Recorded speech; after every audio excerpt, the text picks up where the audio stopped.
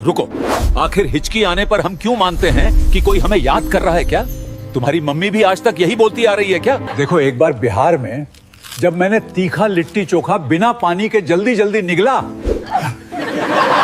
लोग बोले कोई दिल से याद कर रहा है, पर असल में मेरा डायफ्राम मुझसे नाराज था। जब मैंने तेजी से खाना खाया तो मेरे फूले हुए पेट ने डायफ्राम को इरिटेट कर दिया। गुस्से में उस मसल ने अचानक ऐंठन किया और हवा को वैक्यूम की तरह अंदर खींचा।